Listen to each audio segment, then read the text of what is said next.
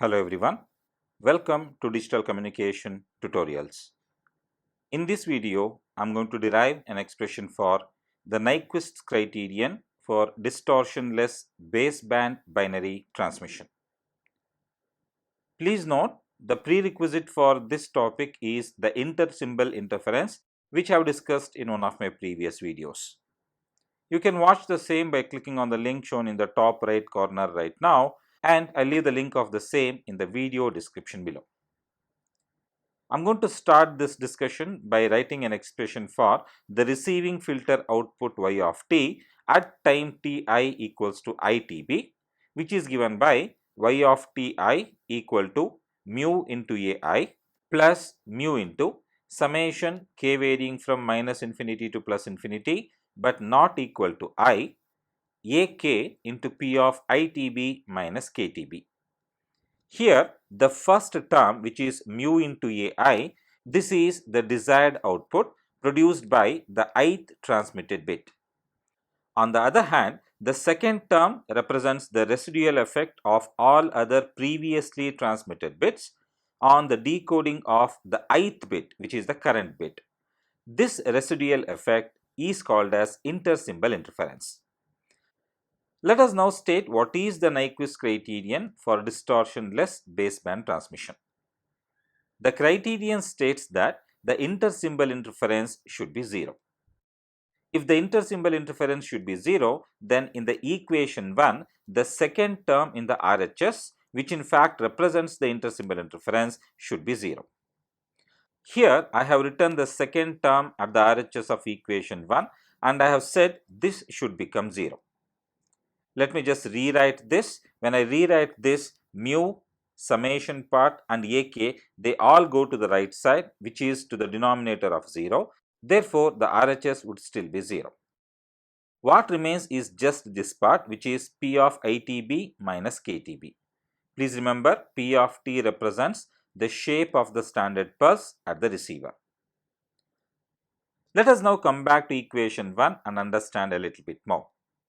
Note that the first part of the equation can also be written as mu into ai multiplied by p of 0, where p of 0 is the normalized part of p of t and is equal to 1. The second part of the equation is the inter-symbol interference and we are now trying to equate it to 0.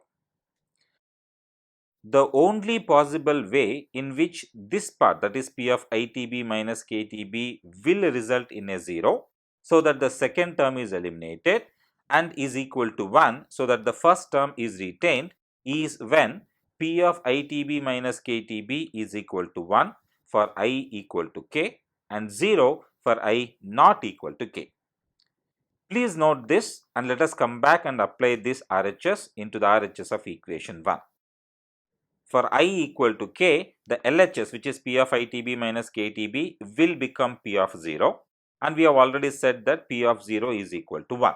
So, when I is equal to k, we obtain the first term at the RHS of equation 1, and when I is not equal to k, p of itb minus ktb is equal to 0, so the second term is completely eliminated.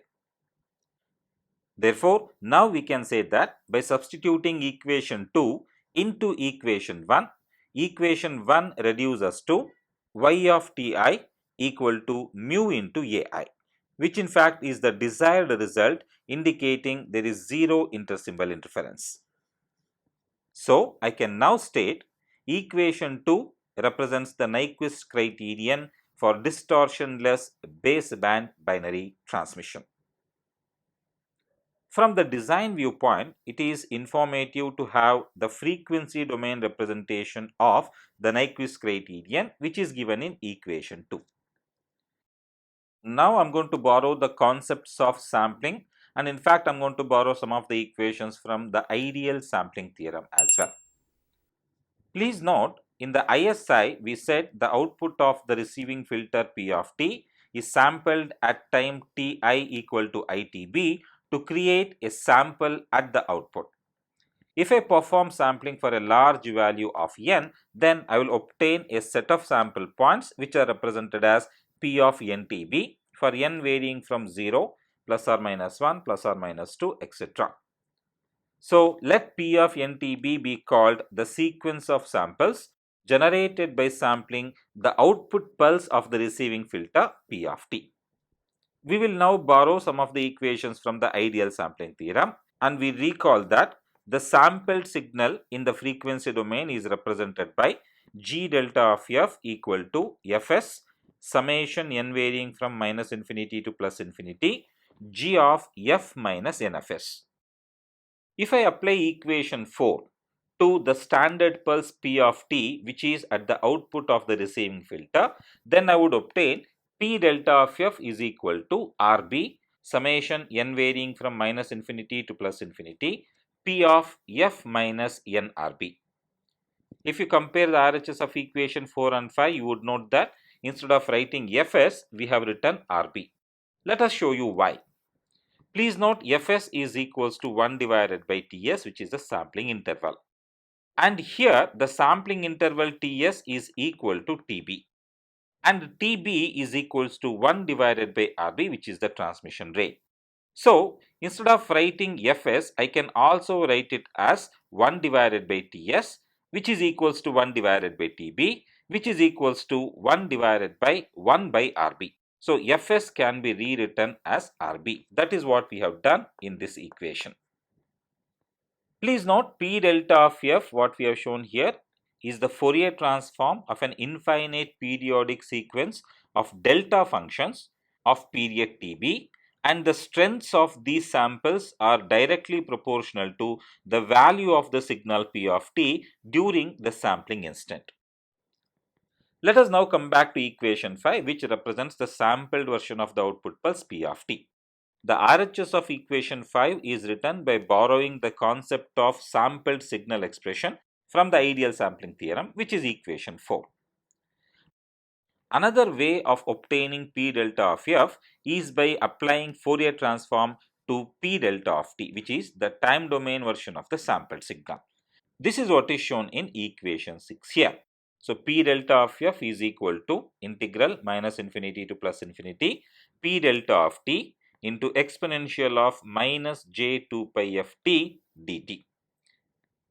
Here please note P delta of t represents the time domain version of the sampled signal, and this is given by P delta of t equal to summation m varying from minus infinity to plus infinity P of mtb into delta of t minus mtb, where delta of t minus mtb represents the Dirac delta function. Equation 7 is nothing but the equation 1 of the ideal sampling theorem, but here we have written it for the signal P of t as compared to writing the same for G of t in the ideal sampling theorem derivation. Now I will substitute equation 7, which is for P delta of t, into equation 6 in the place of P delta of t. So that is shown in the equation here. So P delta of f is equal to integral minus infinity to plus infinity summation m varying from minus infinity to plus infinity P of mtb into delta of t minus mtb. So this complete part is nothing but the RHS of equation 7, followed by exponential of minus j2 pi ft, which is this part of equation 6. Equation 8 is a very important equation for us because now we are going to apply the concept of Nyquist criterion, which we defined in equation 2. So let us go back to equation 2. Equation 2 is the Nyquist criterion for distortionless baseband binary transmission in time domain, right? So here we have said whenever I is equal to k, P of ITB minus KTB reduces to 1, and for values of I not equal to k, P of ITB minus KTB becomes 0. So I will apply this concept into the current equation 8 by making a simple variable change. So let m, which is our variable here under the summation, be taken as I minus k. When I is equal to k, we note that m is equal to 0.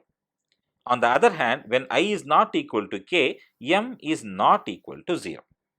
Let us now substitute this, which is the concept from equation 2, into the current equation, which is equation 8.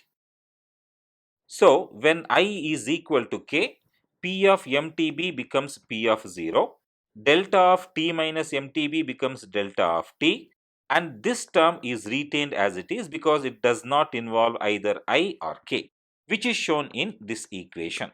So the summation part is eliminated because we have taken only one value of m, and the value of m here is 0. So for m is equal to 0, equation 8 reduces to integral minus infinity to plus infinity p of 0 delta of t exponential of minus j 2 pi f t dt. If I take p of 0 here and take the integral here, what I will obtain is integral minus infinity to plus infinity delta of t into exponential of minus j 2 pi f t dt. As I said, delta of t is an unit impulse function of area equal to 1. So when I integrate a function of unit area, that will result in a 1.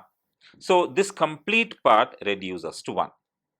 What remains here is just p of 0, and that is what I have written here. Coming back to p of 0, we have already said that pulse p of t is normalized such that p of 0 is equal to 1. Therefore, when I substitute this into equation 9 here, I will obtain P delta of f is equal to 1, and that is what is written here. Let us call this as equation 10. Now, I am going to borrow the RHS of equation 5, which is directly taken from the ideal sampling theorem, and I will substitute this RHS in the place of the equation 10's LHS. So, that is what is done here. So, RB multiplied by summation n varying from minus infinity to plus infinity, P of f minus nRB is equal to 1. Let us now take RB to the RHS, so it will become 1 divided by RB, and we know that 1 divided by RB is equal to TB. Therefore, the final expression for the Nyquist criterion for distortionless binary baseband transmission in the frequency domain is given by summation n varying from minus infinity to plus infinity P of f minus nRB equal to TB. Finally, we conclude that equation 2 formulated in terms of the time function p of t or equation 11 formulated in terms of the corresponding frequency function p of f constitute the Nyquist criterion for distortionless baseband binary transmission in the absence of noise. Well, with that we have come to the end of this video. If you like this video, kindly like and share this video and subscribe to my channel for more information on digital communication. Thank you for watching. Have a good day.